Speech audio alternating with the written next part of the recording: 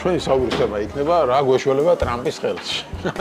ეს სოლიდარობა ტრანსატლანტიკური არც ტრამპის მიერ არის დაწყებული და ვერც ტრამპი მას ვერ დაასრულებს. რატო გონიოთ რომ ვერ დაასრულებს? იმიტომ რომ ძალიან ესეთი არის მოდომებული რა ასე ვთქვი. მას ძალიან კარგად ესმის რომ თუ ამ მოლაპარაკების ამ რაუნდიდან გამოვიდა დამარცხებული, ეს არ იქნება მისთვის არც მომგებიანი, არც წარმატება. რუსული ნარატივი გაიმეორა ტრამპმა იმ თავის გამოსვლაში, როცა ფაქტობრივად განაცხადა, რომ ზელენსკის დააბრალა ომი. რა თქმა უნდა, ზელენსკი შეეძლო თავის არიდება, მაგრამ ამისთვის უნდა დათანხმებოდა ევრაზიულ კავშირში გაწევრიანებაზე, მედვედჩუკის პრეზიდენტობაზე. ჩვენ თუ აღმოჩნდება, რომ ევროკავშირსაც ჩავეხსნებით, ნატოს ჩავეხსნებით, აღმოჩნდება, რომ სრულიად მარტო რჩებით რუსეთის წინაშე.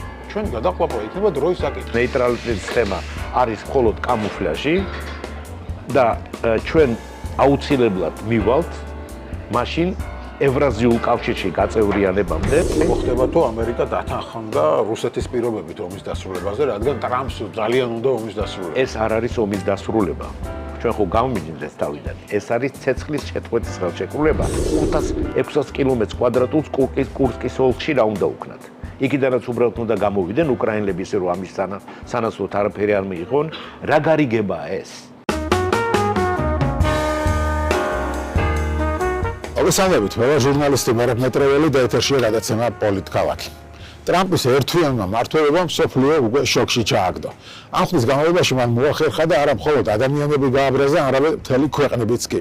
თუმცა ჩვენთვის მთავარია რა ბედიელის უკრაინას. შეიძლება თუ არა უკრაინის ინტერესები ტრამპის სურვილს სწრაფად დაასრულოს ომი. ეს არის ახლა მთავარი კითხვა. ტრამპის მმართველობამ ჯერჯერობით მთავარი კარგი შედეგი რაც მოიტანა არის ის, რომ მან გააერთიანა ევროპა უკრაინის ირგვლივ. ევროპელი ლიდერები ერთხმად აცხადებენ, რომ უკრაინას ასე მარტივად არავის დააჩაგვრინებენ. რა ბედიელის უკრაინას და მოახერხებს თუ არა ტრამპი ომის სწრაფად დასრულებას. ამ და სხვა საკითხებზე ვესაუბრებით ჩვენი გადაცემის სტუმარს, საქართველოს ყოფილ ელჩს რუსეთის ფედერაციაში და უკრაინაში ვალერი ჩეჩელაშვილს. მოგესალმებით ბატონ ვალერი, მადლობა გადაცემაში მონაწილეობისთვის. ჩვენი საუბრისება იქნება რა გვეშველება ტრამპის ხელში. მოკლედ, ესეთი სიტუაცია შეიქმნა, რომ ტრამპის ბოლოდროინდელი მოქმედებები, ბოლოდროინდელი განცხადებები, ძალიან ბევრი პროდასავლურად ვინც იყო განწყობილი ჩააგდო აპათიაში და ვინც პრორუსულად არის ჩვენთან გაწყობილი, პირიქით სიხარული მოიცვა ისინი, რომ აი, რუსეთი იგებს ომს, დასავლეთმა ხომ ამბობდით, დასავლეთი გაწირავს უკრაინას, ჩვენ არ გვიჯერებდით, რუსეთის დამარცხება შეუძლებელია და ეგეთი კომენტარები ამ პრორუსებს უხარიათ. სხვათა შორის მე არ ვიცი რატო, მაგრამ ამ ხელისუფლების მომხრეებსაც უხარიათ, მაგრამ მოკითხო პრორუსები არ არიან, მაგრამ ფაქტია, მათ კომენტარებში გამოსჩვის ეს სიხარული, აი ჩვენც ხო ამბობდით და რაღაცა და ასე გონიათ, რომ ყველაფერი უკვე მორჩა. და უკრაინა გაიწირა. ხონიათ ეთანხმებით ამ შეფასებას. მადლობა მოწვევისთვის.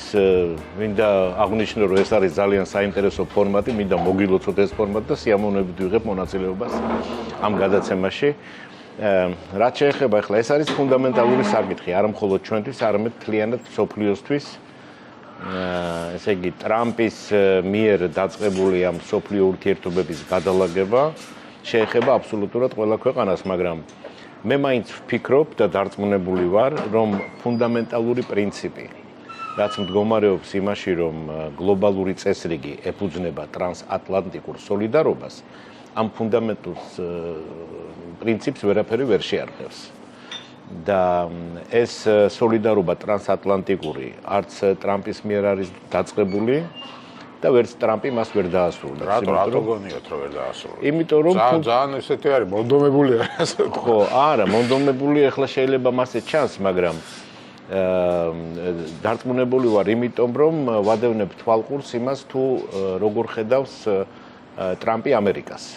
ამერიკის მომავალი დაკავშირებულია ტრამპისთვის მაგას პრინციპთან. Make America Great Again. და იზოლაციონისტური ამერიკა დიდი დააბრუნე ამერიკის დიდება. კი ბატონო. და ამერიკის დიდება იზოლაციონისტური პოლიტიკის ფონზე ვერ განხორციელდება, იმიტომ რომ ცალკე თავის საზღვრებში ჩაკეტილი ამერიკა ვერ იქნება ვერც დიდი და ვერც დიადი. ეს ერთი. ახლა მეორე არის ის, რომ ერთობა ტრანსატლანტიკური და სოლიდარობა არის დაფუძნებული ზიარ ფასეულებათა სისტემაზე. და თუ ვინმეს დღევანდელ სამყაროში გლობალურ მოთამაშეებს ერთმანეთის ესმით, მიუხედავად ყველანაირი თქვათ პრობლემებისა ან სიტუაციური რაღაც გართულებებისა, ეს არის ევროკავშირი და ამერიკის შეერთებული შტატები. სხვათა შორის ეს გამოიხატება მათ სავაჭრო ბრუნვაში, რომელიც უტოლდება $1 ტრილიონ, რაც არის მთელი მსოფლიო ვაჭრობის 4% დაახლოებით, ცოტა მეტი. ეს მეორე და მესამე, თვითონ ტრამპის ხასიათი. ტრამპი არის ძალიან ამბიციური, ქარიზმატიული ლიდერი, რომელმაც პრაქტიკულად ხელში ჩაიგდო ამერიკაში დღეს ყველა ზემოქმედების ბერკეტი, თავისი უმრავლესობით სენატში და კონგრესში. ძალიან ძლიერად დაბრუნდა ხელისუფლებაში. და ეხლა ყველა შესაძლებლობა საიმისოთ, რომ განახორციელოს მისი მთავარი პრიორიტეტები. რაც კარგად აქვს ჩამოყალიბებული და მისი ხედვები თავის წიგნში. აი ეხლა მან მივდივარ. ესე იგი, არის ჩამოყალიბებული მაგის ცნობილ წიგნში, რომელიც სათაურიც არის The Art of the Deal, ანუ გარიგების ხელოვნება და მთავარი ყველაფერი გარიგებამდე მიდის. ხო, მაგრამ მთავარი ტრამპისთვის არის ამ გარიგებებში ორი კომპონენტი, წარმატება და მოგება. და ტრამპსაც ძალიან კარგად ესმის, თუ ის გამოვიდა, ეხლა გადავედით ამ რუსეთ-უკრაინის ურთიერთობების, ასე ვთქვათ, მისეულ პერსპექტივაზე და ასე ვთქვათ, დარეგულირებაზე. მას ძალიან კარგად ესმის, რომ თუ ამ მოლაპარაკების ამ რაუნდიდან გამოვიდა დამარცხებული, ეს არ იქნება მისთვის არც მომგებიანი, არც წარმატება. მაგრამ ამ ტრამპისთვის წარმატება, როგორც ახლა მისი კომენტარებიდან, მისი ადმინისტრაციის კომენტარებიდან ჩანს, არის ომის დასრულება. აი, რა პირობებით დასრულდება ომი? თითქოს ეს მისთვის მნიშვნელოვანი არ არის. თავარია ომი დასრულდეს, იმიტომ რომ გასცა დაპირება წინასაარჩევნოდ, რომ მე ომს მალე დავასრულებ. და მე მექნება შევიშლება, რომ ზადაი რომ რუსეთის პირობებით დაასრულოს ომი. მე რა მოდი გავამბიჯნოთ ორი ეს კატეგორია: ომის დასრულება და ცეცხლის შეწყვეტა. დღეს რაზეც ჩვენ ვსაუბრობთ, ეს არის ცეცხლის შეწყვეტის შეწყვეტა. ტრამპის ობოს ომის დასრულებად. ანუ იქ ნახე რა კომენტარი ომი უნდა დასრულდეს ისე რომ აღარ განახალდეს. ხო, ეს არ არის ომის დასრულება. რატო ამბობს ისე რომ არ უნდა განახლდეს? იმიტომ რომ ცეცხლი არ უნდა განახლდეს და არა ომი. იმიტომ რომ ცეცხლის დასრულება უნდა იყოს იმდენად მყარი, რომ შემდგომში ამ ბარბაროსული რუსული შეჭრის შედეგად წარმოქმნილი ეს საერთაშორისო პრობლემა იყოს მოწესრიგებული არასაომარი მეთოდებით და ინსტრუმენტებით. აი ეს არის მთავარი არსი ცეცხლის შეწყვეტის. ესე იგი, ცეცხლის შეწყვეტამ უნდა გააჩინოს სივრცე საიმისოდ, რომ მშვიდობის პირობებში მოხდეს საბოლოოდ დარეგულირება ამ ომის რუსეთს უკრაინას შორის. და ცეცხლის შეწყვეტის, რა თქმა უნდა, პირობა აქვს მიცემული და ამის მიღწევა, რა თქმა უნდა. მაგრამ ძალიან კარგად ესმის მასაც, რომ უკრაინელების გარეშე ეს ვერ გამოვა.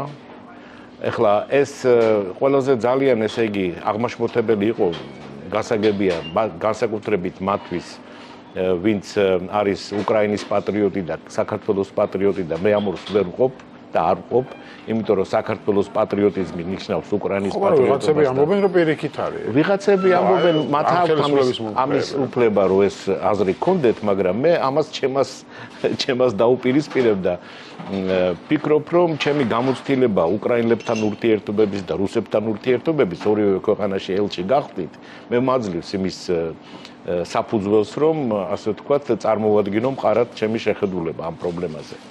ხო, ამიტომ ღრმათა ვარ დარწმუნებული, რომ ვინც არის საქართველოს პატრიოტი, ის ერთდროულად არის უკრაინის პატრიოტიც და ამიტომ ძალიან კარგად ესმის ტრამპსაც, რომ უკრაინელების გარეშე და ევროპელების გარეშე ეს ცეცხლის შეწყვეტის ხელშეკრულება ვერ იმოქმედებს. მაგალითად, იმიტომ რომ ერთ-ერთი მთავარი კომპონენტი იმისთვის, რომ მყარი გარანტია შეიქმნას, უნდა იყოს იქ ასე ვთქვათ, სამხედრო დაძალა უნდა გაჩნდეს უკრაინაში, რომელიც ამერიკული არაო. ხო, ამერიკული არაო, მაგრამ უნდა იყოს ევროპული. ახლა რას ამბობს? მე გაურიგდები რუსეთს, თქვენს გარეშე, ევროპელებს ეუბნება, მე და რუსეთს შევთანხმდებით რაღაცებზე, იქ უკრაინას გაურიგდები მინერალების მოცემაზე, ანუ მე წავიღებ ამ მინერალებს და თქვენ ევროპელები კეთილნები და მშვიდობა, ანუ თქვენ ევროპელები არაფერში არ ხართ, არც გარიგებაში მოძლებთ, არც მინერალების და ეს წიაღისეული არ გერგებათ, მე მერგება. სამაგიეროდ ჯარი თქვენ დააყენეთ. ეს რანაირი შეთავაზება. ხო, ეს ასე ვთქვათ, ერთი სფრით ძალიან მარტივად ასეა. მაგრამ პირველი შეთანხმება, რომელიც წარუდგინა ფინანსთა მინისტრმა ამერიკის პრეზიდენტ ზელენსკიმ არ მიიღო. ხო, და ამაზე გაბრაზდა, ამაზე გაბრაზდა და რატო არ დიქტატორი და რაღაც ხო, კლოუნი ეძახა, რომ შეიძლება ომში იყო პრეზიდენტი. კლოუნი არ უთქვია. ნუ ფაქტობრივად ეგრეთ თქვა რა. ხო, არ თუ ისე წარმატებული კომიკოსი. საშუალო წარმატებული კომიკოსი. სხვათა შორის ზელენსკი არ ყოფილა საშუალო წარმატებული კომიკოსი. იყო ძალიან წარმატებული მედია მენეჯერი, რომელმაც სრულიად კანონიერად შექმნა ძალიან სერიოზული კონკურენტული პროდუქტი და მის აქტივებს რაც შეეხება ზელენსკის, ვიდრე გახდებოდა პრეზიდენტი, 40 მილიონი დოლარის მფლობელი იყო და არავის არ დაუსვია არც ერთი კითხვა. სხვათა შორის ამასთან დაკავშირებით, საიდან აქვს ზელენსკის ეს თანხა, იმიტომ რომ ყველაფერი იყო აბსოლუტურად გამჭვირვალედ შექმნილი. ხო, ამიტომ როგორც სხვათა შორის ერთმა უკრაინულმა ბლოგერმა თქვა, ხო, შეფასება ტრამპისო, რომ საშუალო ხარისხის კომედიანტი იყო ზელენსკიო, შეიძლება მართალი არისო, იმიტომ რომ ტრამპთან შედარებით ნაკლებად წარმატებული არის ამ სფეროში. ხო, ტრამპიც კარგად კომიკოსობდა, ხო, შიგადაში. მაგრამ ესე იგი, ხო, ზელენსკიმ სიმტკიცე გამოიჩინა, სხვათა შორის. რატო თქვა ვარი? ვარი კი არ თქვა პრინციპში ამ შეთანხმებას. ხა თითქოს ამბობენ რომ შევთანხმდებითო. ხო, ვარი თქვა იმიტომ რომ ამ შეთანხმებას არ მოყვა უსაფრთხოების გარანტიები ამერიკის შეერთებული შტატებიდან. და ეს არის ძალიან კარგი ჭკვიანური მიდგომა, იმიტომ რომ ამაში იკვეთება ის, რომ ამერიკის უსაფრთხოების გარანტიები თანხვედრაში იქნება ევროპის უსაფრთხოების გარანტიებთან და რა თქმა უნდა ეს ამ შემთხვევაში იქნება გაცილებით უფრო მყარი. ეხლა ამის შემდეგ რა მოხდა? სხვათა შორის ეს ბევრმა არ იცის, მაგრამ შეხვედრა მიუნხენის კონფერენციაზე ჯი დი ვენსის გუნდთან ზელენსკის იყო კითხვის ნიშნის ქვეშ. ჯი დი ვენსმა როგორც ამბობენ და მე ვიცე-პრეზიდენტი. ხო, ვიცე-პრეზიდენტი, ამერიკის ვიცე-პრეზიდენტი, როდესაც მან შეიტყო ის, რომ ზელენსკიმ ვარი თქვა ამ ხელშეკრულების გაფორმებაზე. მე ახლა ასე ვთქვათ, კულუარულად მიღებულ ინფორმაციას, მაგრამ მე ვფიქრობ, ამ წყაროს აქვს დიდი სანდოობა და შეიძლება მას დავეყვნოთ. ესე იგი, ჯი დი ვენსმა განაცხადა, რომ თუ ზელენსკი ამას ხელს არ მოაწერს ისევე დღესვე და იმ ფორმით, როგორც წარუდგინა მას ფინანსთა მინისტრმა, მე მას ვერ არ შევხვდები. თქვა ჯი დი ვენსმა. ეს ამერიკელებმა გადასცეს, მიუტანეს ეს ამბავი ზელენსკის და ზელენსკიმ თქვა, ნუ კარგი, მაშინ არ შევხვდეთ. შემდეგ ეს ამბავი მიუტანეს უკან ჯი დი ვენსს. და მან თქვა, რა თქვა ზელენსკიმო, არ შემხვდებაო? ხო, ასე თქვა, რომ თუ არ უნდა არ შევხვდებიო და შეხვედრა მაინც შედგა. ეს ერთი. ეხლა მეორე. ძალიან გაცეცხლებული იყო. ხო, გაცეცხლებული. მარკო რუბიომას თქვა, რომ ტრამპი არის გაბრაზებული ზელენსკიზე, მეც ვეთანხმები, იმიტომ რომ ჩვენი ფინანსთა მინისტრი ჩავიდა და არაფრის გარეშე დაბრუნდა. ხო, ეხლა ნახე რა ხდება. როდესაც პოლიტიკოსები ამ დონის პრეზიდენტი, ვიცე-პრეზიდენტი და სახელმწიფო მდივანი ოპერირებენ რაღაც გარემოებებით და ციფრებით განსაკუთრებით, ხო? ეს უნდა იყოს დაფუძნებული სრულ, ასე ვთქვათ, ჭეშმარიტებაზე, ხო? არ შეიძლება მანიპულირება. მაგალითად, ის რომ მოახსენეს ტრამპს, რომ ზელენსკი არ შეხვდა ფინანსთა მინისტრს, ხო, ეს არის ტყუილი. და სამწუხაროდ შეხვდა, ხელსარიელი გამოუშვა. ხო, მაგრამ ტრამპმა თქვა, რომ ჩვენ ფინანსთა მინისტრს არ შეხვდა ზელენსკი. მას 4% აქ რეიტინგიო. ხო და მეც მაგას ვამბობ ზუსტად და როდესაც ამას ამბობს პრეზიდენტი, ის უნდა ეყრდნობოდეს ძალიან, ასე ვთქვათ, ფუნდამენტალურად გადამოწმებულ ინფორმაციებს. შესაბამისად, ეს ინფორმაცია სწორედ ტრამპამდე ვერ მიიტანეს. ვერც იმან, ვინც უთხრა, რომ ფინანსთა მინისტრი არ შეხვდა ზელენსკის, იმიტომ რომ არსებობს ფოტოები ამ საუბრების, ამსახველი და ვიდეოები. ის ვინც უთხრა რომ 4% აქვს მხარდაჭერა და ამით ის სხვათაშორის ზელენსკის ძალიან კაი სამსახური გაუწიეს, იმიტომ რომ 1-20-30%-ით ერთბაშად აიწია ზელენსკის ნდობის ხარისხმა უკრაინის საზოგადოებაში. ამ მერწმუნეთ მე ბევრს ვიცნობ და ბევრს ველაპარაკები უკრაინაში და დღეს რო ჩატარდეს არჩევნები უკრაინაში, ხო? მინიმუმ 75%-ის მობილიზაცია შეუძლია ზელენსკის თავის სასარგებლოდ. რაც შეეხება რუბიოს რა თქმა უნდა გუნდის წევრია და მანდაც თქვა ის რომ გაბრაზებულია, მაგრამ თუ დააკვირდი, რა ციფრი დაასახელა რუბიომ დახმარების. რუბიომ დაასახელა, ხო, რომ ის 200 მილიარდი რომელიც ჩვენ ხო. ამიტომ ესე იგი ტრამპის 350 მილიარდი არ არის ის 200 მილიარდი რომელიც თქვა რუბიომ და რომელიც ასევე არ არის სწორი. უფრო სწორედ სწორია ოღონდ სანახევროდ. და რატომ? იმიტომ რომ ბიუჯეტის სისტემა ისე არის მოწყობილი ამერიკის შეერთებულ შტატებში, რომ უკრაინის ხოლგის ქვეშ არის გათვალისწინებული ბევრი თანხის გამოყოფა სხვადასხვა მიმართულებით, რომელიც ყოველთვის უკრაინაზე არ არის მიმართული. მაგალითად, ამ 200 მილიარდიდან, რომელიც ახლოს არის ჭეშმარიტებასთან, საკუთრივ 100 მილიარდი ნამდვილად უკრაინაში წავიდა, ეს აღიარა ზელენსკიმაც 67 მაგრამ ნახევარი მოვიდაო ჩემთან. ხო და ნახევარი, იცით რატომ მოვიდა ნახევარი? იმიტომ რომ მეორე ეს 100 მილიარდი იყო ამერიკული ჯარების გადალაგებასთან, დაბინავებასთან და შეიარაღებასთან დაკავშირებული ევროპის აღმოსავლეთ ნაწილშიც. იარაღი მიეწოდა უკრაინას და ის იარაღი კიდე ამერიკაში იყიდეს, ანუ ამერიკაშივე დაიხარჯა. კი, რა თქმა უნდა, დაიხარჯა კი არა მხოლოდ. ესე იგი, ამ 67 მილიარდის წყალობით ეს ძველი არსენალები, რომელიც ჰქონდა, მაგალითად, ავიღოთ მარტივი მაგალითი F-16 და F-35, ხო? ეს F-16-ები, რომელიც მიეწოდა უკრაინას ჩანაცვლა F-35-ებით და ამის დაფინანსება თუნდაც ნაწილობრივ მოხდა ამ თანხის მეშვეობით. ისევე როგორც პეტრიოტის სისტემები და ასე შემდეგ. ანუ ეს თანხები დიდწილად ჩაიდო ამერიკის სამხედრო-სამრეწველო კომპლექსში. ხო. ეხლა, როდესაც ეს ყოველივე არის, ზელენსკის შეფასება, რომ სამწუხაროდ, ესე იგი, დეზინფორმაციურ ამაზე გაბრაზდა, მაგრამ ის რა ქვია. ეხლა შეიძლება როგორ გამოვიდა? ენას ნუატლიკინებსო ქართველები როგორ და დაახლოებით აგეთი პასუხი გასცეს. კი ბატონო, მაგრამ ამ შემთხვევაში ტრამპმა მისცა საშუალება, რომ ზელენსკის ეს შეფასება საკმაოდ დიპლომატიური გაეკეთებინა, რატო? იმიტომ რომ კონკრეტული ციფრები დაასახელა, რომელიც არანაირად არ შეესაბამება სიმართლეს. არა მარტო ციფრები, ნარატივები გაიმორა რუსული. ანუ მან გაცხადებაში ყველაფერი, რასაც რუსები ამბობენ, რომ ზელენსკი კლოუნია, არჩევნები ჩაატარო სწორი დიქტატორია, 4% აქვს რეიტინგი, კიევის რომ უნდადეს რუსეთი დღესვე გაანადგურებდა და სხვა ქალაქებსაც აიღებდა და დღესვე დაამთავრებდა ომს. ანუ რუსებმა რაც მოუყვნენ, იქ მე მგონი ელ-რიადის შეხვედრაზე ყველაფერი გაიმეორეს.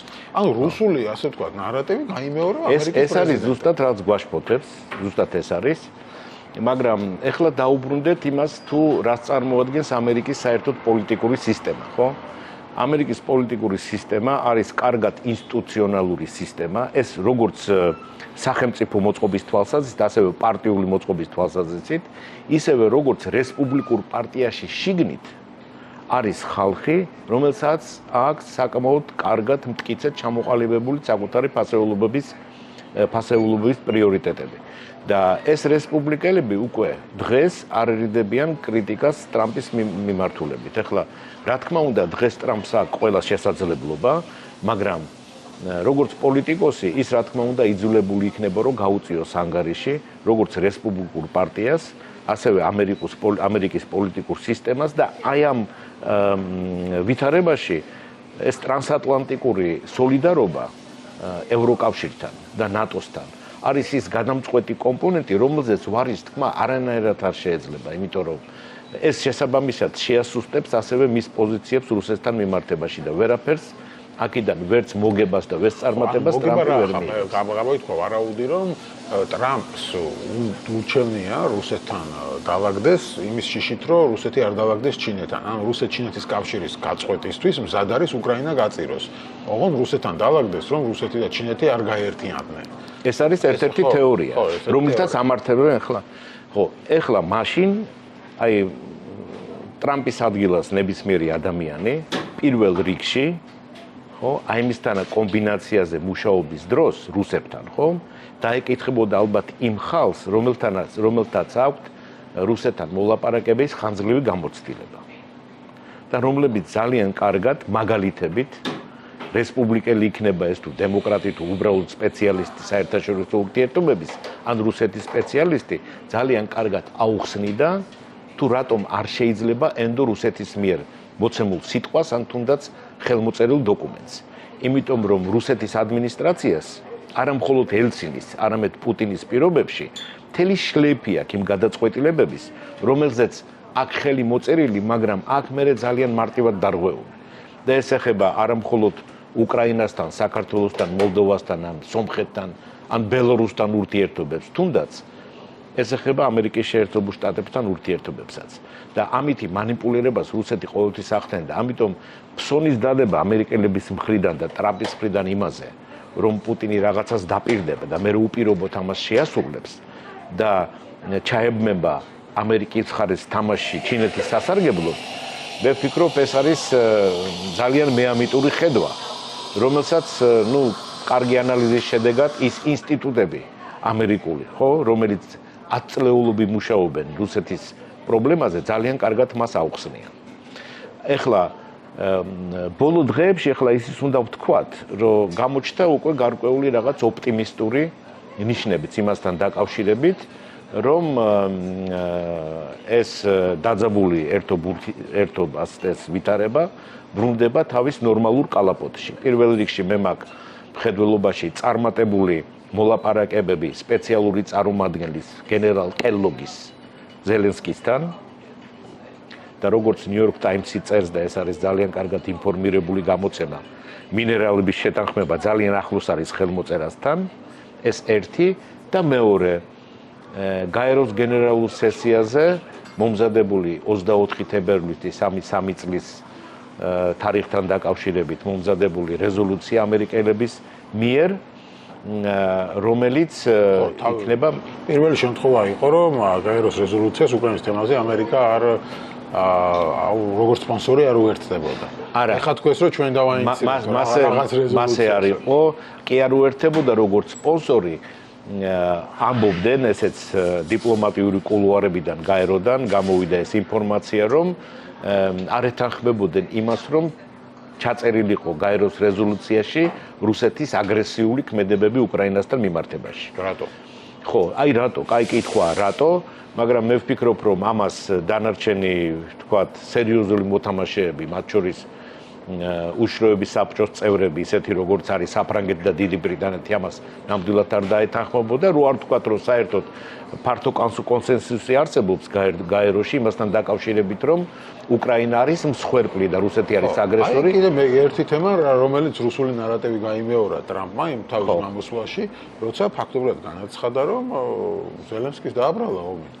ზელენსკის დააბრალა ომი, რასაც აკეთებდნენ, რა ვიცი, პრორუსები და აქ ჩვენთან ჩვენი ხელისუფლება და პრორუსები, რომ ზელენსკის ბრალია ეს ყველაფერი. მას შეეძლო ომის თავიდან არიდება თუ. ხო, ეხლა ყველაზე კარგად ჩვენ ვიცით და უკრაინელებმა როგორ შეეძლო ან არ შეეძლო ზელენსკის თავის არიდება. რა თქმა უნდა, ზელენსკის შეეძლო თავის არიდება, მაგრამ ამისთვის უნდა დათანხმებოდა ევრაზიულ კავშირში გაწევრიანებაზე, მედვედჩუკის პრეზიდენტობაზე. მაგას ითხოვდა ყველაფერს. ესენი ამბობენ, რომ აი ნატოზე უარი რო ეთქვა, აი ჩვენებს რო კითხო საქართველოში მაგალითად ხელისუფლების მომხრეებს ან ხელისუფლების წევრებს. აი ზელენსკის და ბაიდენის მაგას იმას ტრამპის მაგას ამბობს, რომ აი ნატოზე რაღაცა უარი ეთქვა და პუტინი ამით კმაყოფილი. ეს არის იმ ხალხის მოსაზრება, რომელიც ზედაპირულად აფასებს საერთოდ რუსეთის პრიორიტეტებს რეგიონში და ის თუ რა უნდა რუსეთს და მე ურჩევდი ამ ხალხს, რომ ძალიან ყურადღებით მოусმინონ ბატონ პუტინს პირველ რიგში.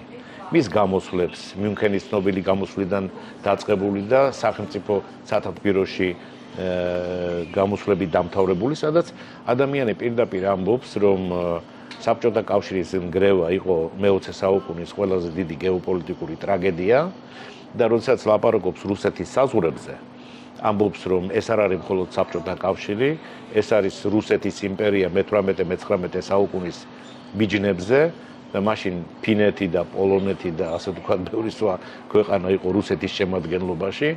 ის ხალხს უსვამს იმას, რომ რუსეთის საზღვრები ასართ არ მთავრდება და ეს არის მისი მხოლოდ ასე ვთქვათ, პოლიტიკური შეფასებები, სადაც რაც შეიძლება ჩვენ მივიღოთ როგორც მისი გარკვეული პოლიტიკური მოქმედებების გეგმა.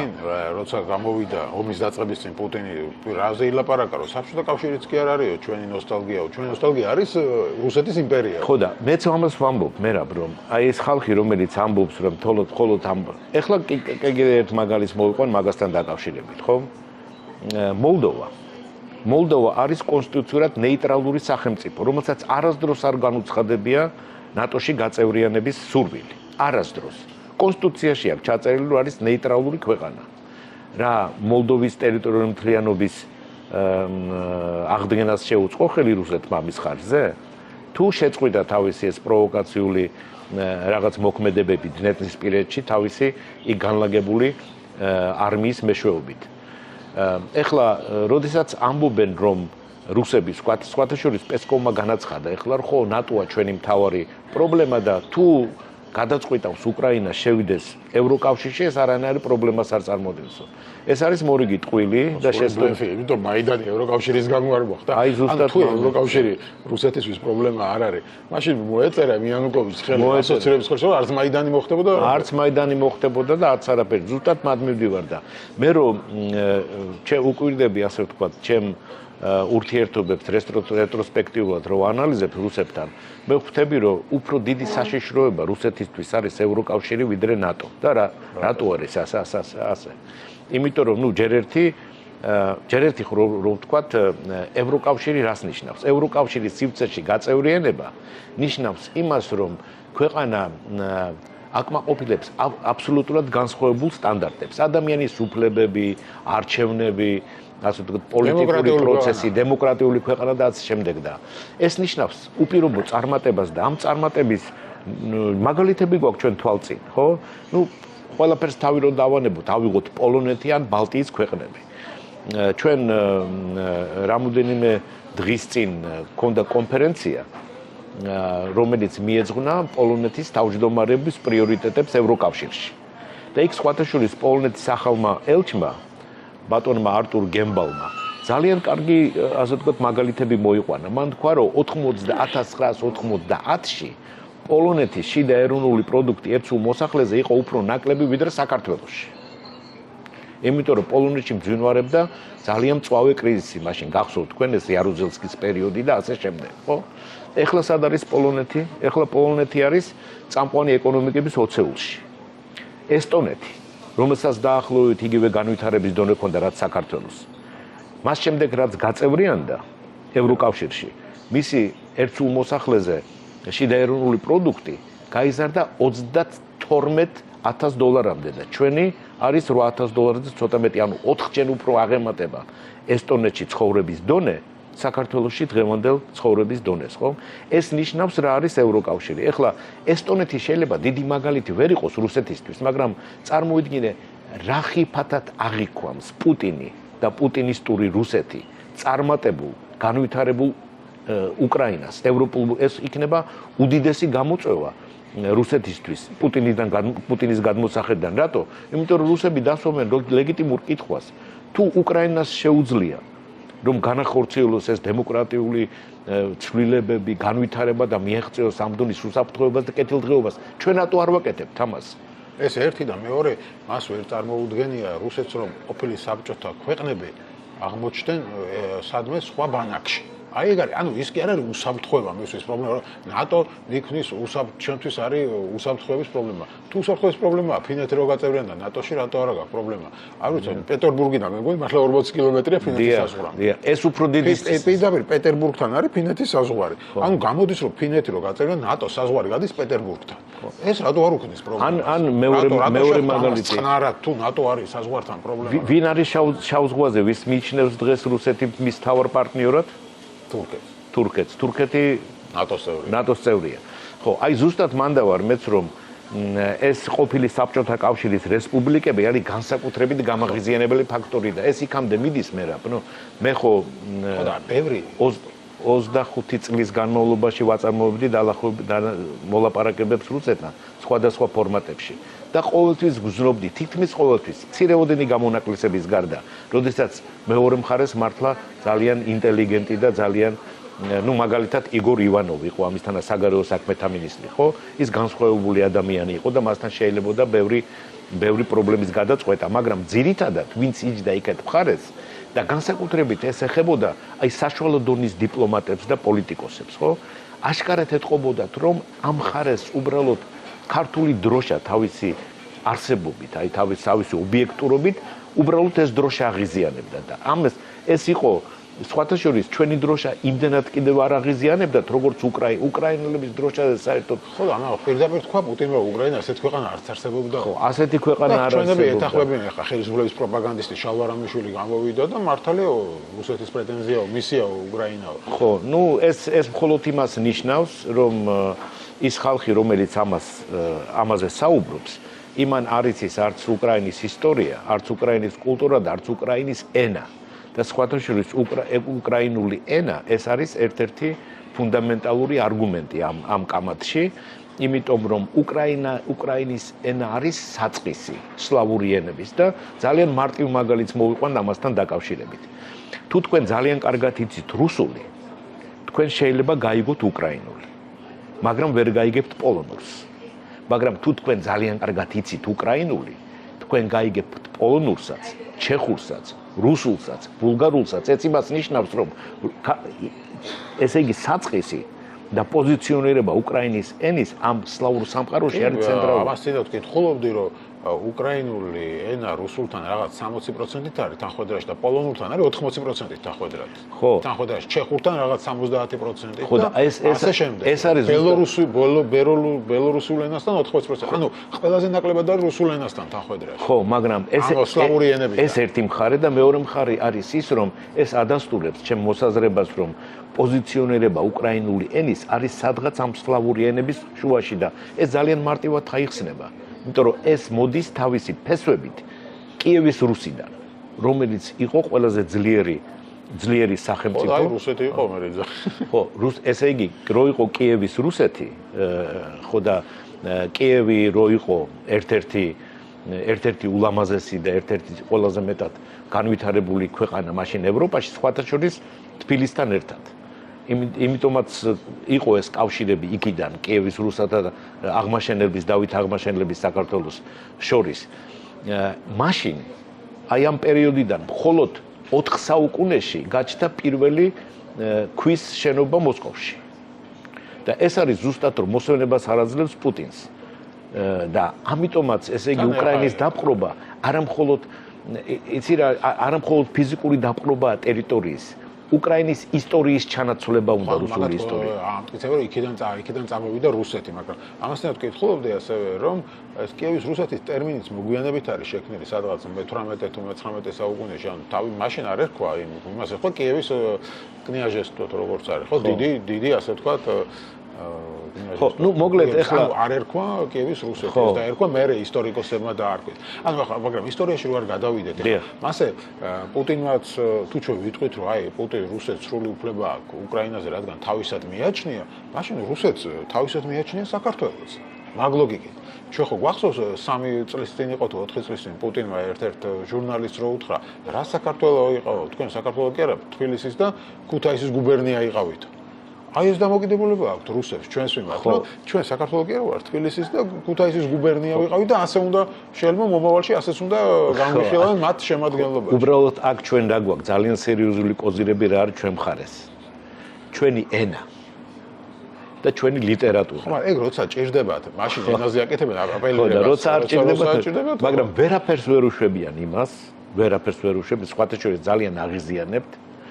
რომ საქართველო არის ძირძველი ქრისტიანული ქვეყანა, ხო, სადაც და ჩვენ გვაქვს ჩვენი კულტურა, ჩვენი ენა და ასე შემდეგ, ამას ვერაფერს ვერ უშვებიან და მაგრამ რო აღიზიანებთ ეს იმაშიც გამოიხატება, როგორ ექცეოდა რუსეთი საქართველოს დაპყრობის შემდეგ, მე-19 საუკუნის დასაწყისიდან, ხო, ვიდრე საქართველოს ეკლესიას, როგორ გააუქმა ჩვენთან ავტოკეფალია, როგორ ნიშნავდა ჩვენთან ეგზარქოსებს, რომლებიც იყვნენ გამოირჩეოდნენ, ასე ვთქვათ, სიძულვილით ქართული კულტურის მიმართ, როგორ ათეთრებდნენ კირით ჩვენ უძველეს ფრესკებს, იმიტომ რომ ეს აღიზიანებდათ ვინაიდან ეს იყო დადასტურება პირველი ძალიან ნათელი იმისა, რომ ჩვენ ძირძველი ქრისტიანული ქვეყანა ვართ და როგორ ცდილობდნენ რუსიფიცირებას.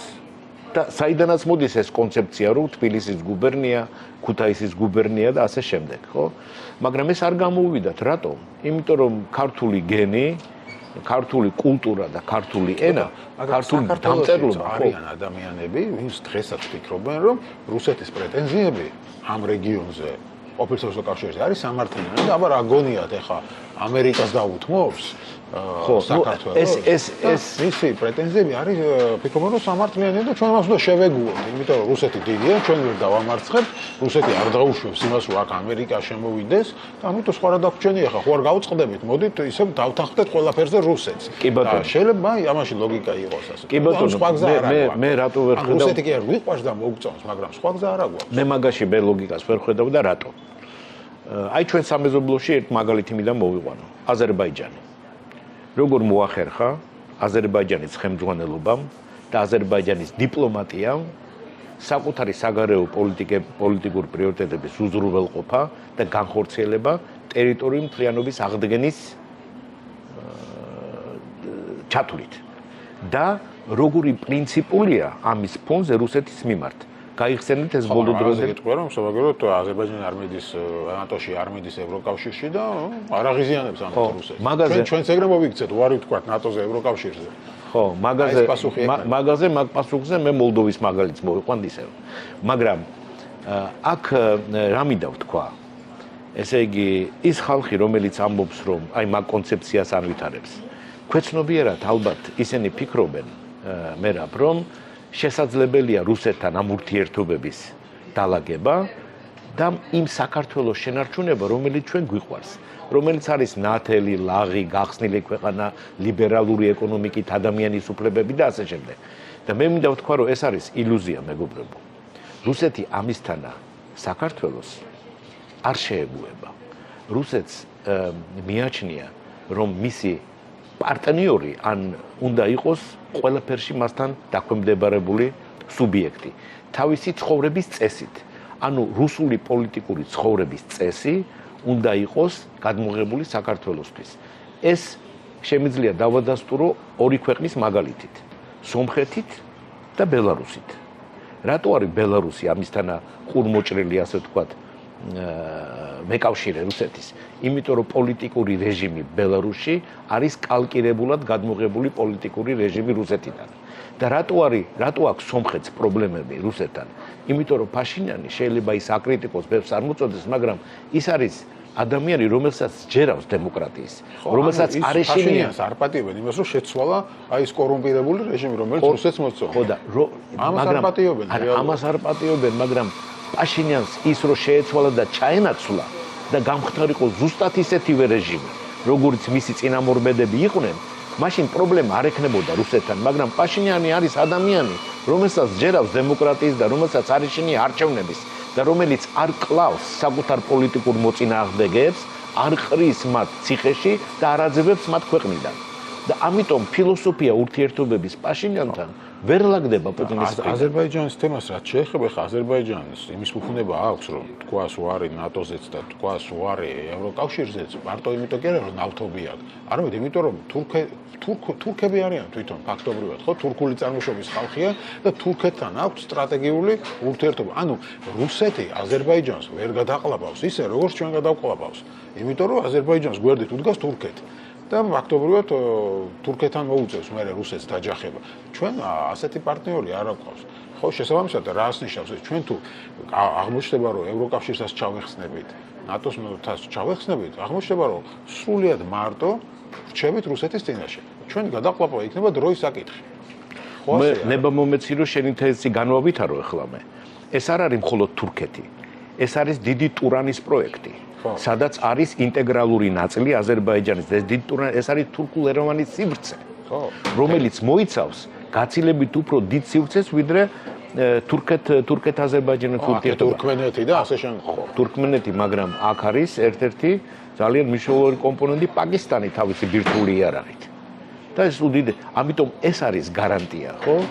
ესე იგი შუშის დეკლარაცია, არის სიღრმისეული სტრატეგიული პარტნიორობა გაფორმებული თურქეთთან, რომელიც არის ნატოს წევრი ქვეყანა. ჩვენ ამისთანა ხელშეკრულება არც ერთ ნატოს ქვეყანასთან არ აქვს. არც ერთთან. და აბსოლუტურად გეთანხმები, რომ ის არის აზერბაიჯანის დიდი ქოლგა. ხო?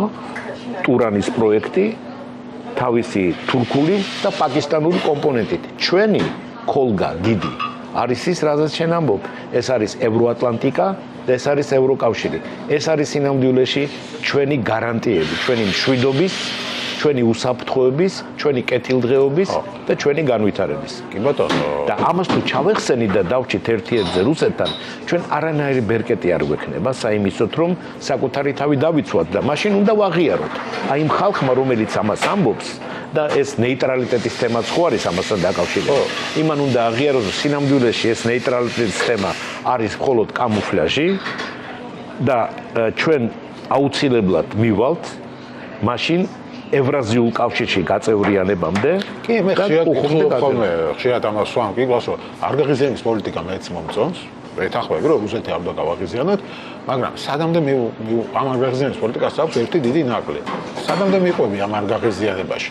ხო, დავუშვათ დღეს უარი თქვი ნატოზე. ხო, მოვიდა და გითხრა უარი თქვი ევროკავშირზე, თორემ ომს დავიწყებ. შენც თუ არ გაღიზიანების ომი არ გინდა რუსეთთან, უარი უნდა თქვი ევროკავშირზე. მე მოვიდა და გითხრა რომ შემოდი ევრაზიულ კავშირში, თორე გავღიზიანდები. რას აკეთებ? ხო, ისე უნდა შეხვიდე. მე მოვიდა და გითხრა რომ აგერ 10 წლის მერე მოვიდა და გითხრა რომ გადავწყვიტე აღვადგინო რუსეთის იმპერია და შემოდი რუსეთის იმპერიის შემადგენლობაში. თორე გავღიზიანდები და ტანკს დავქოქავ. რას აკეთებ?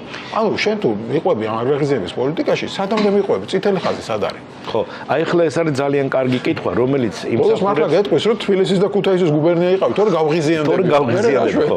ხო და ამიტომ ახლა აი მივდივარ ჩვენ ფუნდამენტალურ კითხვა ეს და მე ნებომეცი რომ გავცე მაგას პასუხი, რაც შეეხება საკუთრივ პოლიტიკურ ხედვას, პოლიტიკურ ნებას და შესაბამის დიპლომატიურ უნარებს ამ პირველი ორის განხორციელების, ანუ საგარეო პოლიტიკური პრიორიტეტების. ნებისმიერი დიპლომატიის ღირებულება ეფუძნება სამ ფუნდამენტურ პრინციპზე. ანუ ეს არის თანმიმდევრულობა, მემკვიდრეობითობა და ამოცნობადი ხასიათი. როდესაც შენ აწარმოებ ამ ურთიერთობებს, აი ამაზე დაყრდნობით და სხვათა შორის ამის მაგალითი არის ყველაზე კარგი რეგიონში, არის ისევ აზერბაიჯანი. მაშინ შენი ოპონენტები და შენი მეგობრები გაცილებით უფრო დიდ პატივს ქცევენ. არა მხოლოდ მეგობრები, შენი ოპონენტებიც, მაგრამ როდესაც შენი დიპლომატია არის გაურკვეველი, გაურკვეველ პრიორიტეტებზე დაფუძნებული, მერყევი, ხო? მაშინ ჩნდება შენს ირგვლივ სპეკულაციების და გავლენების დიდი ცდუნება, რომელსაც აუცილებლად გამოიყენებს ნებისმიერი ქვეყანა. მაგრამ რუსეთი მით უმეტეს, იმიტომ რომ ის აფუძნებს საკუთარ პოლიტიკას, საკუთარ ინტერესებზე, რომელიც საერთოდ არ არის თანხმდრაში საერთაშორისო სამართლის პრინციპებთან და ნორმებთან. ეხლა რატომ ვამბობ, რომ ჩვენი საგარეო პოლიტიკა არ არის თანმიმდევრული და არ არის ამოცნობადი ხასიათის, ხო? ორი მაგალითი ამაზე კონკრეტული. პირველი ზოგადი ის, რომ ჩვენი ხელისუფლება დღეს ამბობს, de facto ხელისუფლება, ქართული ოცნება დღეს ამბობს, რომ ჩემი მთავარი გზა არის ევროპისკენ, ხო? მაგრამ ყველაფერს აკეთებენ საიმისოდ, რომ ევროპასთან იზოლაცია მოხდეს ჩვენი ქვეყნის. ეხლა კონკრეტული მაგალითი მეორე. ჩვენ ალბათ ერთადერთი ქვეყანა ვართ. ან იშვიათთაგანი ვართ იმ ქვეყნების შორის, რომელიც მუშაობს საერთოდ საგარეო პოლიტიკური სტრატეგიის გარეშე. თქვენო შეხვიდეთ საგარეო საქმეთა სამინისტროს გვერდზე, საგარეო პოლიტიკურ ფანჯარაში, რომ შეხვიდეთ, იქ ნახავთ, რომ ვებგვერდზე საგარეო საქმეთა სამინისტროს ვებგვერდზე დევს დოკუმენტი საგარეო პოლიტიკური სტრატეგია 2018-2019-2022 წლების. დღეს 25-ია და ის დოკუმენტი 24 თებერვალს 22 წლის დაძველდა უმალ, იმიტომ რომ ჩვენ ახალ გარემოში აღმოჩნდით. ამიტომ ჩვენ არ გვაქვს ნათლად ჩამოყალიბებული, ჩვენ რო კითხოთ დღეს საგარეო საქმეთა მინისტრს, ხო? რა არის თქვენი მთავარი საგარეო პოლიტიკური პრიორიტეტი? შეიძლება ქალბატონმა მაგამ გითხრათ, რომ ჩვენი მთავარი საგარეო პოლიტიკური პრიორიტეტი არის ევროკავშირში გაწევრიანება. რამდენად დამაჯერებელი იქნება ეს? მეორე, არ გეტყვით ქალბატონი მაკა, დარწმუნებული ვარ, რომ ჩვენი საგარეო პოლიტიკური პრიორიტეტი არის ევროკავშირში და ნატოში გაწევრიანება. ნატო დიდი ხანია ჩახსნილია უკვე. საერთოდ ხსენებიდან, ხო? ეს ყოველივე აჩენს გავლენების ამაზე პასუხი აქვთ ოპონენტებს, რომ რა აზრი აქვს, ეს ნატო მაინც არ გვიღებს. და ეხლა უკვე ქართულოს ეს მოხრები იმასაც იძახიან, რომ ევროკავშირიც ქიმერაა, სინამდვილეში გვატყუებენ. ეს არის ანუ მათი პოზიცია რა არის, რომ აი უკრაინას და საქართველოს იყენებენ იმისთვის, რომ დასავლეთი იყენებდა იმისთვის, რომ ჩვენი მეშვეობით რუსეთი გაიღიზიანებინა, ხელი შეეშალა და მე აგერ აი ახლა უკრაინას მიუგდებენ, საჯიჯნად მიუგდეს, ახლა დამარცხდება, დარჩება მარტო, დაინგრა, დაანგრეული, განადგურებული უკრაინა და აი ბიძინა რა ბრძენია, რომ ეს ყველაფერი თავიდან აგვაცი. მოდი მაგას დაუპირისპიროთ რამოდენიმე არგუმენტი. პირველი ის რომ აი ამ მთელი პროცესის რამე პოზიტიური ტრენდი თუ გამოვლინდა ამ პროცესის შედეგად ეს არის ის რომ ევროპა ხდება გაცილებით ხარისხობრივად სხვა მოთამაშე. ეს გამოვლინდა ბაგრონის მიერ ორგანიზებულ შეხვედრებში. იქიდან მტკიცე გამოტანილი ასე ვთქვათ პრინციპით და მიდგომით რომელიც თვითონ მაკრონმა გააჟღერა, რაც მდგომარეობს შემდეგში რომ ჩვენ ვაცნობიერებთ რა არის ჩვენი უსაფრთხოება, ჩვენი პრიორიტეტები და ვიცით რომ ამაში გაცილებით უფრო მეტი ძალისხმევა უნდა ჩავდოთ. სხვათა შორის ეს ტრამპმა ეს თავისი ანუ თქვათ ერთ-ერთი მიზანი აღასრულა. მან აშკარად გამოაღვიძა ევროპა და ევროპა დღეს უპირობოდ არის თანახმა იმისთვის რომ უფრო მეტი პასუხისმგებლობა აიღოს და უფრო მეტი დადებითი რაც მოყვა ტრამპის. ხო, მაგრამ ამასთან ერთად კიდევ დავესესხები ასე ვთქვათ პრეზიდენტ მაკრონს ის რაც ამბობს რომ ჩვენ ვიცით ეს რომ უნდა გავაკეთოთ, ჩვენ ვიქნებით ბოლომდე უკრაინასთან და ამ პროცესებზე ჩვენ ვიღებთ პასუხისმგებლობას როგორც ევროპელები და მე ვარ ამის გარანტი. ეს არის ახალი პოლიტიკური ევროპული დონის ლიდერის ძალიან სერიოზული განცხადება და მე დარწმუნებული ვარ რომ ხვალ არჩევნების შედეგად ხელისუფლებაში მოსული ქრისტიან-დემოკრატი კანცლერი მერცი აუცილებლად შეუერთდება ამას. ყველანაირი მისი ასე ვთქვათ შეფასებები და გამოსვლები ამაზე მეტყველებს და ჩვენ ესე იგი ვართ მომსწრენი იმისა რომ ეს ფუნდამენტალური ღერძული ერთობა საფრანგეთ-გერმანიის საკუთარი ხედვით და პოლიტიკური ნებით და რესურსების გამოყოფის მზადყოფნით ბრუნდება ევროპულ რეალობაში დღეს და ამის გამოხატულება რა არის იცი? ის რომ ზეგ ევროპული საბჭოს თავმჯდომარე და ევროკომისიის პრეზიდენტი ბატონი კოშტუ და ქალბატონი ურსულა ფონ დერ ლაიანი ჩადიან კიევში და ჩააქვთ სამხედრო საგანგებო დახმარება 4 მილიარდი დოლარის ოდენობით.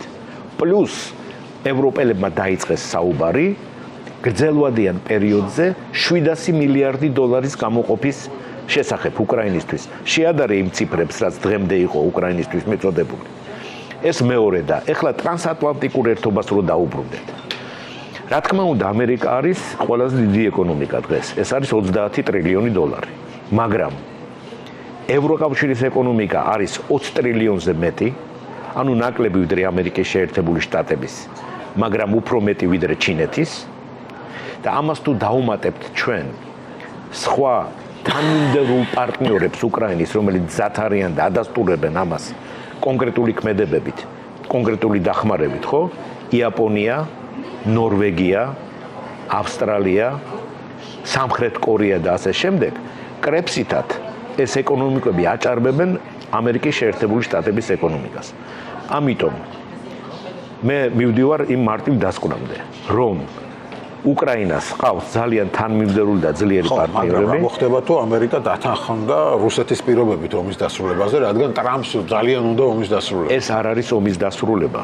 ჩვენ ხო გამომიჯნეთ ეს თავიდან. ეს არის ცეცხლის შეწყვეტის ხელშეკრულება, რომელიც აჩენს სივრცეს საიმისეთ, რომ ეს პრობლემა რუსეთ-უკრაინის ომის გადაწყდეს სხვა დიპლომატიური შესაძლებლობებით და ეს იქნება ხანგრძლივი პროცესი, დარწმუნებული ვარ, მაგრამ აღარ დაკარგავს უკრაინა თავის პატრიოტ შვილებს ამ ომში და მიეცემა საშუალება იმ უკრაინას, რომელიც იმ ხაზ მეორე მხარე, იმ ხაზ იქეთ დარჩება ევროპისკენ, რომ განავითაროს საკუთარი აღადგინოს ეკონომიკა, განავითაროს რუსეთი. რა ბერკეტი ექნება? ამიტომ კითხულობ, ამერიკა ხო არ წავა რუსეთთან უფრო მეტ დათმობებზე მეტი. ამდენად არის არა, ეხლა ხო, ეს 4 საკითხი არის ფუნდამენტური ამ ცეცხლის შეწყვეტის შემდეგ. თუ რა მოხდება, ეს 4 საკითხია ჩემთვის. პირველი, უსაფრთხოების გარანტიები, მეორე, უკრაინის აღდგენა, მესამე, სანქციები რუსეთის მიმართ და მეოთხე, სამხედრო დამნაშავეები, ხო? ეს 4 კითხვა არის ძალიან მნიშვნელოვანი, მაგრამ აქ შემოდის უკვე მინერალების ხელშეკრულება მისი უსაფრთხოების გარანტიების ამერიკელების მხრიდან. და რაც შეეხება სანქციებს, თვითონ რუბიოც ამბობს, სანქციებზე ჯერ საერთოდ არ ვისაუბრებთ. რუსეთი ხო მოითხოვს ამ სანაცვლოდ, რომ მოიხსენით სანქციები. არა, იმან შეიძლება ბევრი რამე მოითხოვოს, მაგრამ პირველი მოთხოვნა რუსეთის არის ის, რომ შეინარჩუნოს კონტროლი იმ ტერიტორიებზე, რომელიც დღესაა დე-ფაქტო დაპყრობილი. არა, პლუს სულ საზღვრებშიო ის რეგიონები, ანუ ამ რეგიონების ნაწილს დღეს უკრაინა აკონტროლებს და ეს უნდა დათმოს. ეს დაივიწყოს. ეს ამაზე არავინ არ დათანხმდება. ეს არც ევროპა, არც უკრაინა და ვერც ამერიკელები ვერ იტყვიან ამას რა. ეტყვიან, რომ იცით რა, თქვენ დაიხიეთ კიდე 200 კილომეტრი თუკან და ასე შემდეგ. ეს აბსოლუტურად გამორიცხულია. ეგ შეიძლება რუსეთს უნდოდეს, მაგრამ მაგას ვერც აჟღერებს კიდევაც.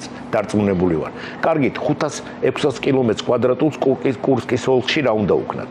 იქიდანაც უბრალოდ უნდა გამოვიდნენ უკრაინელები ისე რომ ამის სანაცვლოდ არაფერი არ მიიღონ. რა გარიგებაა ეს? ტრამპს შევეკითხოთ, ეს რა გარიგებაა, რა ისე უბრალოდ რაღაცა უნდა მივცეთ, რომ არაფერი ამაში არ ავიღოთ. სხვათა შორის, ამის რეცეპტი არსებობს. მე ვფიქრობ, რომ უკრაინელებმა უნდა მოითხოვონ კურსკის დატოვების შედეგად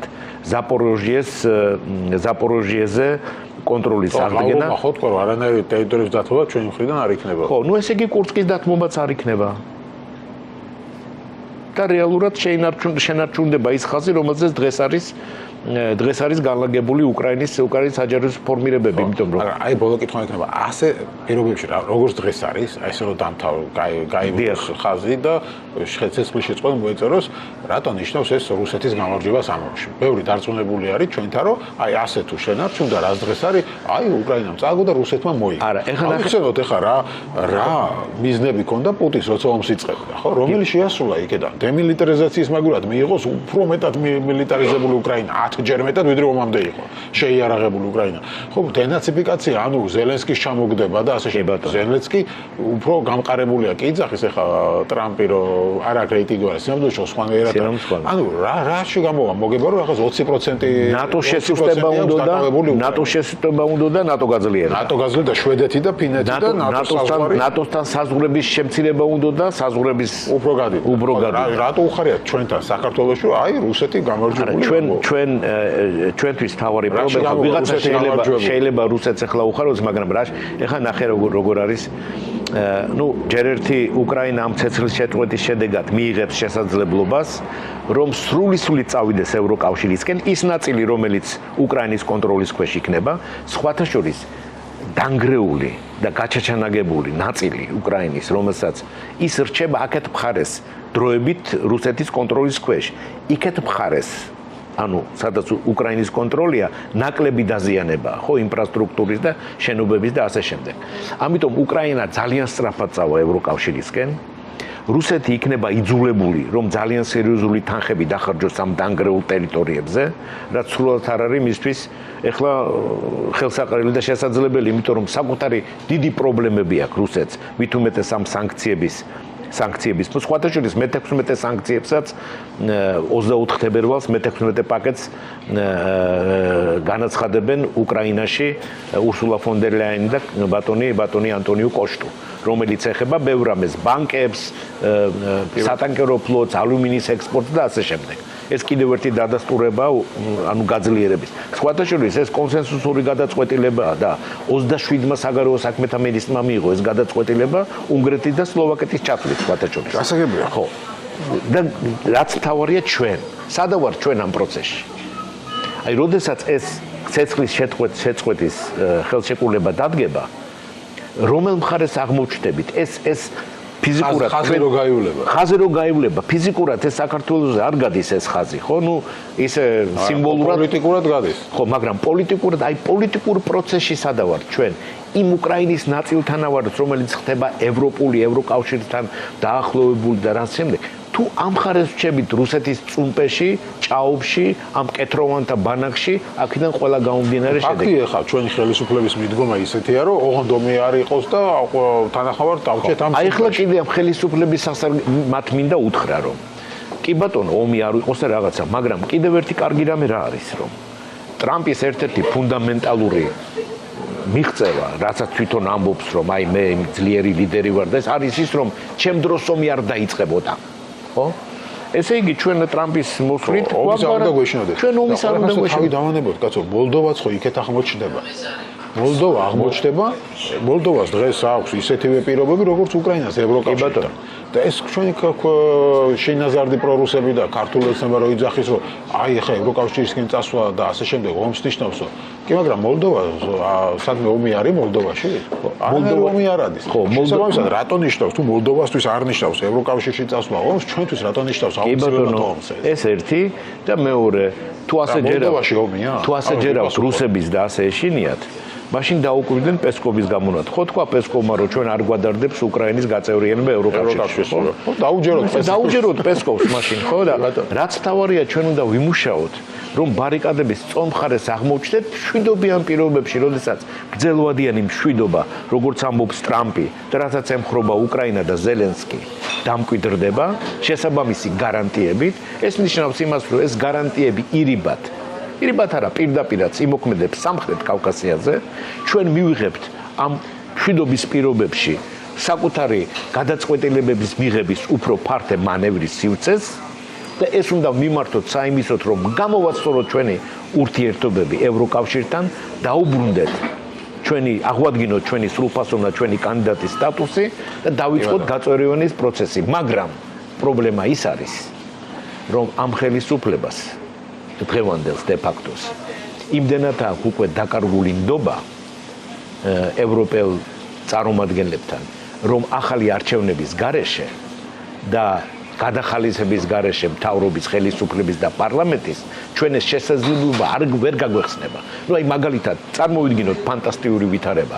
ხვალ ირაკლი ყობახიძე აცხადებს, რომ დამყარდა მშვიდობა, რასაც ჩვენ ვამბობდით უკრაინაში, ტრამპი არის გარანტორი, ჩვენ მშვიდობა გარანტირებულია და ამიტომ ჩვენ ვიღებთ გადაწყვეტილებას, რომ სრულფასოვნად დაუბრუნდეთ ჩვენ ურთიერთობებს ევროკავშირთან, შევასრულოთ 9 პუნქტი, დავიწყოთ მოლაპარაკება ამ შემდეგ.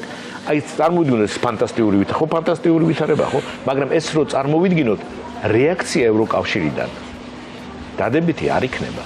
იმიტომ რომ ნდობა აქვს დაკარგული. ყველა წინათ გაკეთებული განცხადების გამო, ის რომ ევროპა არის გლობალური ომის პარტია, ის რომ იქ დაპყრობილია ოლიგარქიული გავლენებით, იქ რომ deep state-ი კარნახობს ევროპარლამენტს და 400 დეპუტატი ევროპარლამენტის, რომელმაც რეზოლუციას ხმა მისცა, არის deep state-ის აგენტი ქართული ოცნების წარმოდგენაში. ნუ აი ამისთანა ნარატივების გაჟღერების ფონზე როგორ გესახება შენ ამ პროცესის განახლება? მოკლედ ჩვენ გვაქვს საშიშროება, რომ შეიძლება მართლა აქეთ ბანაკში როცა ხაზი გაივლება, უბრალოდ აღმოჩნდეთ რუსეთის აქეთ ბანაკში და ამის წამალი არის ერთადერთი, ეს არის ახალი არჩევნები, ხო და დღეს კიდევ დღეს აქვს შესაძლებლობა ქართულ ოცნებას, რომ დარჩეს ამ პოლიტიკურ ველზე მოთამაშეთ, თუ ნებაყოფლობით თვითონ გააზრებულად ამ ახალი მშვიდობის, კარგი დაუჯეროთ ამას, ახალი მშვიდობის გარანტიების კონტექსტში გამოაცხადებს ახალ არჩევნებს და დააბრუნებს პოლიტიკურ პროცესს ნორმალურ კალაპოტში. მადლობა დიდი, რაც იმაში სტუმრობისთვის.